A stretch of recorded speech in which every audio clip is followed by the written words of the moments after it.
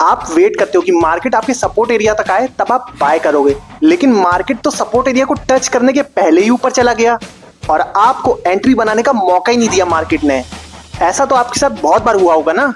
लेकिन अगर आपको सपोर्ट एंड रेजिस्टेंस के साथ साथ स्मार्ट मनी कॉन्सेप्ट के वैलिड ऑर्डर ब्लॉक को मार्क करने की टेक्निक पता होती तो आप कुछ इस तरह से ऑर्डर ब्लॉक मार्क करते और जैसे ही प्राइस इस जोन में आती तो आप कितने आराम से अपनी लॉन्ग ट्रेड की एंट्री यहाँ प्लान कर सकते थे। इसीलिए आपको ऑर्डर ब्लॉक के बारे में जानना बहुत जरूरी है। Welcome to episode 2 of smart money concept, जहां हम सीखेंगे ऑर्डर ब्लॉक को पूरा डिटेल में। अब सबसे पहले समझते हैं कि ऑर्डर ब्लॉक होता क्या है। अब देखिए यहाँ पे क्या हो रहा है, मार्केट क्या कर रहा है कि हायर हाइज बनाते हुए कुछ इस तरह से ऊपर की तरफ जा रहा है, ठीक है। अब जो बड़े प्लेयर होते हैं वो इस बुलिश स्ट्रक्चर को देख के मार्केट में अपनी बाय साइड की एंट्री बनाने की सोचते हैं, लेकिन वो आप और हम जैसे रिटेल ट्रेडर की तरह अपनी सारी क्वांटिटी मार्केट ऑर्डर पर नहीं लगा सकते, क्योंकि हम लोग की जो क्वांटिटी होती है वो छोटी होती है। अगर हम लोग उसको मार्केट ऑर्डर पर लगाएंगे तो हमारी सारी क्वांटिटी एक ही प्राइस पर हमको मिल जाएंगी। मतलब 100 रुपए में अगर हम लगाएंगे सारे ऑर्डर अपने तो हमको मिल जाएगा। लेकिन जो बड़े इंस्टीट्यूशन होते हैं उनको बहुत सारी लाखों में क्वांटिटी बाय करनी होती है। अगर मान लीजिए वो यहाँ पे अपनी लाखों की क्वांटिटी सीधा मार्केट ऑर्डर पर लगा देते हैं तो मार्केट में क्या होगा, बाइंग प्रेशर अचानक से बढ़ जाएगा और ये मार्केट बहुत तेजी से ऊपर जाने लगेगा। इससे होगा क्या, कुछ क्वांटिटी उनकी 110 पे बाय होंगी, कुछ क्वांटिटी उनकी 120 पे बाय होंगी, कुछ क्वांटिटी 130 पे बाय होंगी और इस वजह से वो बहुत ही कम प्रॉफिट कमा पाएंगे बड़े प्लेयर जो होते हैं। ऐसा इसलिए होता है, मान लिए जो बड़ा प्लेयर है उसको 1 लाख क्वांटिटी यहाँ पे बाय करनी थी 100 रुपए पे। अगर वो सारी क्वांटिटी 100 रुपए पे ही लगा देगा तो क्या होगा, यहाँ पे सेलर सिर्फ 85,000 अवेलेबल थे तो इससे क्या होगा, उसकी सिर्फ 50,000 क्वांटिटी ही यहाँ पे 100 रुपए पे बाय होंगी। बाकी की क्वांटिटी 110 पे बाय होंगी, बाकी की क्वांटिटी 120 पे बाय होंगी। इस तरह से जैसे जैसे बायर ऊपर मिलते जाएंगे उसको ऊपर के प्राइस पे क्वांटिटी बाय करनी पड़ेगी और इस वजह से उसका प्रॉफिट कम हो जाएगा। अब इससे बचने के लिए बड़े प्लेयर क्या करते हैं, फॉर एग्जाम्पल यहाँ पे कुछ उन्होंने प्राइस सेट किया 100 रुपए से 105 रुपए का प्राइस सेट किया, ठीक है, और उनको यहाँ पे 1 लाख क्वांटिटी बाय करनी है तो वो मार्केट ऑर्डर नहीं लगाएंगे, वो लगाएंगे लिमिट ऑर्डर। जब मार्केट इस रेंज में आएगी तब उनकी क्वांटिटी बाय होंगी, ऊपर के प्राइस पे उनकी क्वांटिटी नहीं बाय होंगी। अब फॉर एग्जाम्पल मार्केट यहाँ पे नीचे आया, मार्केट यहाँ पे कुछ इस तरह से इस जोन में नीचे आया। अब यहाँ पे उन्होंने 1 लाख क्वांटिटी का बाय ऑर्डर लगा रखा था, लेकिन यहाँ पे सेलर सिर्फ 85,000 थे तो यहाँ पे उनकी सिर्फ 50,000 क्वांटिटी बाय हुई और मार्केट ऊपर चला गया। अब इससे हमें क्या पता चला है, अभी भी उनकी 50,000 क्वांटिटी यहाँ पे बाय होने के लिए बची हुई है इस जोन में।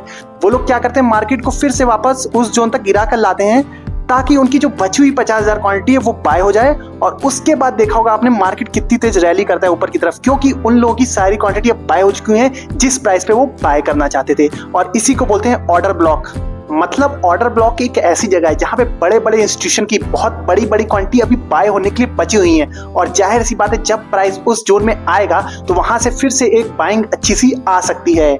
और अगर आप ऑर्डर ब्लॉक पहचानना सीख गए अच्छे से और इस स्ट्रेटजी को अप्लाई करना सीख गए तो सोचिए आप ट्रेडिंग में कितना अच्छा कर सकते हो, क्योंकि बड़े प्लेयर ने यहाँ पे 100 से 105 के बीच में अपना एक ऑर्डर ब्लॉक बना लिया। अब जब प्राइस उस ब्लॉक में आएगा तभी वहां से बाइंग आएगी, तो इसलिए ऑर्डर ब्लॉक का कॉन्सेप्ट आपको समझना बहुत जरूरी था।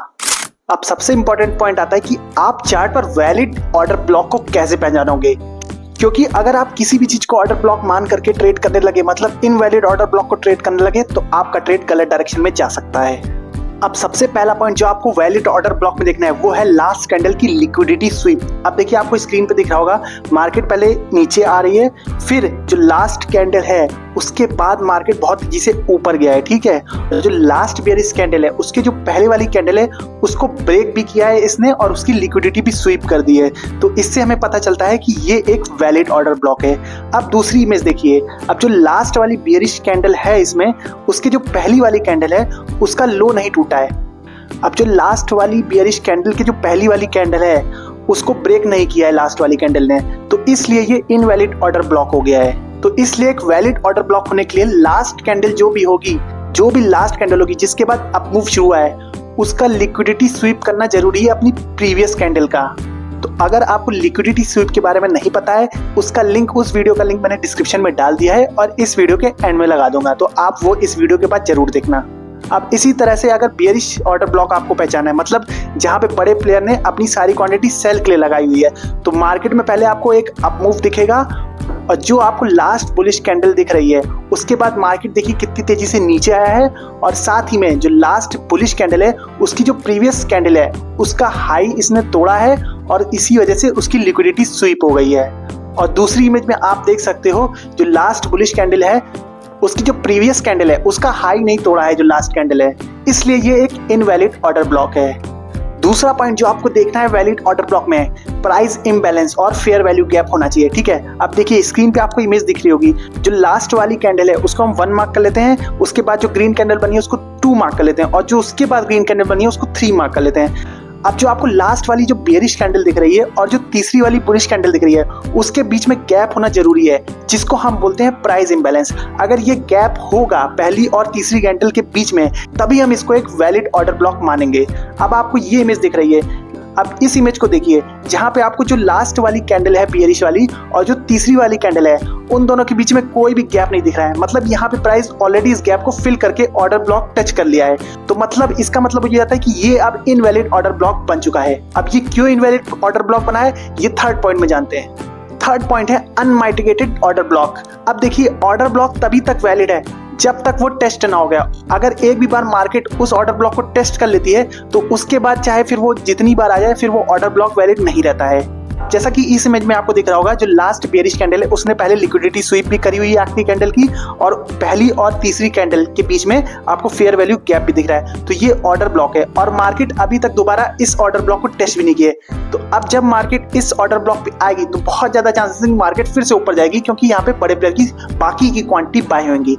और वहीं दूसरी इमेज देखिए, जो मैंने आपको पिछले अभी पॉइंट बताया था, पहले और तीसरी कैंडल के बीच में गैप होना चाहिए, लेकिन इसमें आपको गैप नहीं दिख रहा था, तो इसलिए ये एक वैलिड ऑर्डर ब्लॉक नहीं होता। क्योंकि तीसरी कैंडल जो है वो ऑलरेडी जितनी भी बची हुई क्वांटिटी होंगी बड़े प्लेयर की, उसने इस ऑर्डर ब्लॉक को जैसे ही टच किया बड़े प्लेयर की सारी क्वांटिटी इसी कैंडल पे बाय हो गई, इसीलिए ये ऑर्डर ब्लॉक ऑलरेडी यूज हो गया तीसरी कैंडल में। अब जब मार्केट फिर से इस ऑर्डर ब्लॉक को टेस्ट करेगी तब ये ऑर्डर ब्लॉक वैलिड नहीं रहेगा, क्योंकि ये ऑलरेडी ऑर्डर ब्लॉक की सारी क्वांटिटी बाय हो गई, ऐसा हम मान सकते हैं यहाँ पे। तो ये 3 पॉइंट आपको बहुत जरूरी है वैलिड ऑर्डर फाइंड आउट करने के लिए। तो अब आपने valid order block find out कर लिया है, लेकिन अब आपको एंट्री कहाँ पे लेनी है ऑर्डर ब्लॉक में और अपना स्टॉप लॉस कहाँ धरना है, ये अब हम लोग समझेंगे चार्ट पे। तो चलिए चार्ट पे आते हैं अब अपने।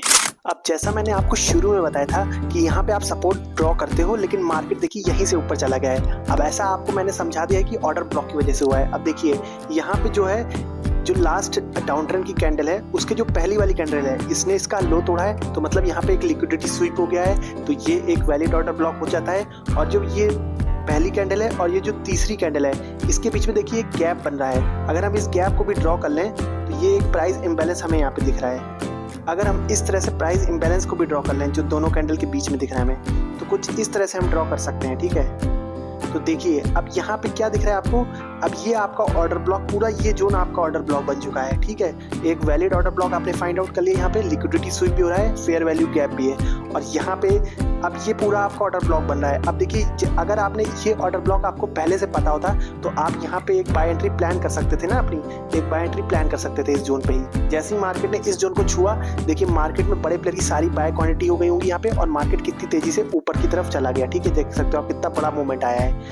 इसी तरह से आपको क्या करना है, लेकिन अब दिक्कत क्या होती है यहाँ पे ना, कि जैसे ये ऑर्डर ब्लॉक बहुत बड़ा दिख रहा है, तो अगर आप यहाँ पे बाय करते हो, इस बार तो मार्केट ऊपर चला गया यहाँ पे, लेकिन बहुत बार क्या होता है ना ऑर्डर ब्लॉक फेल भी जाते हैं। ऐसा कोई ये 100% गारंटी नहीं होती है कि अगर ऑर्डर ब्लॉक आपने वैलिड फाइंड कर लिया है तो मार्केट वहाँ से ऊपर ही जाएगा। बहुत बार मार्केट नीचे भी चला जाता है और आपका स्टॉप लॉस बीट कर देता है। तो इसलिए इसमें दिक्कत क्या होती है, अगर इतना बड़ा ऑर्डर ब्लॉक बन जाता है तो अगर आप यहाँ पे बाय कर लेते हो और आपके फेवर में मार्केट नहीं जाता है और आपका स्टॉप लॉस फिर बहुत ज़्यादा हिट हो जाता है, बहुत बड़ा हिट हो जाता है। तो इसलिए आपके लिए जो सबसे सेफेस्ट चीज़ है कि ऑर्डर ब्लॉक पे कहाँ पे आप एंट्री प्लान कर सकते हो, तो आप क्या करो, ऑर्डर ब्लॉक का ना 50% मार्क कर लो। जैसे आप यहाँ पे अगर ऑर्डर ब्लॉक था तो इसका 50% मार्क कर सकते थे। ठीक है, और जब 50% में मार्केट आता तब अपनी एंट्री प्लान कर सकते थे।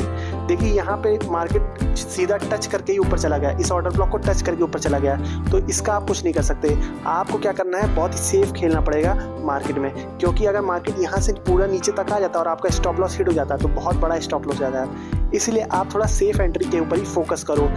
ज़्यादा एग्रेसिव एंट्री की मत करो, क्योंकि ये वाली एंट्री बहुत एग्रेसिव हो जाती है अगर आप यहीं पे ले लेते, क्योंकि मार्केट थोड़ा सा तो अंदर आता ही ऑर्डर ब्लॉक में, यहाँ से ऊपर चला गया, तो इसलिए 50% पे बहुत ही बेस्ट जोन था अगर आप एंट्री प्लान करते।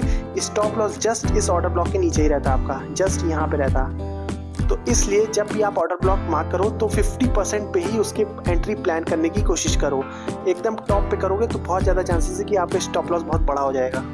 यहाँ से आपको दिख रहा है मार्केट ऊपर चला गया, लेकिन हर बार ऐसा नहीं होता है, ठीक है। और ऑर्डर ब्लॉक कोई 100% गारंटी भी नहीं देता है कि मार्केट ऊपर ही चला जाएगा। हाँ, ये एक जोन जरूर होता है जहाँ से बड़े प्लेयर की बाइंग क्वांटिटी अभी भी पड़ी हुई है और मार्केट के ऊपर जाने के चांसेस पूरे होते हैं, लेकिन 100% गारंटी इसकी कोई नहीं ले सकता, ठीक है। तो इसलिए आपको ट्रेडिंग अपने रिस्क मैनेजमेंट के हिसाब से ही करना है। जब तक मार्केट इस ऑर्डर ब्लॉक में 50% तक ना आ जाए तब तक आप उसमें एंट्री मत बनाओ। तो आई होप अब आपको ऑर्डर ब्लॉक बहुत अच्छे से समझ में आ गया होगा। अगर आपने स्मार्ट मनी का एपिसोड 1 नहीं देखा तो ये वीडियो जरूर क्लिक करें, ताकि आपको स्मार्ट मनी कैसे ट्रैप करता है वो समझ में आ सके। और साथ ही में अगर आपको लिक्विडिटी का कॉन्सेप्ट अभी तक नहीं समझ में आया तो इस वीडियो को क्लिक करके आप लिक्विडिटी का पूरा कॉन्सेप्ट समझ सकते हो। तो अगर आपको वीडियो में कुछ भी वैल्यूएबल लगा हो तो लाइक जरूर करिएगा, चैनल को सब्सक्राइब कर लीजिएगा। मिलते हैं नेक्स्ट वीडियो में, तब तक के लिए जय हिंद।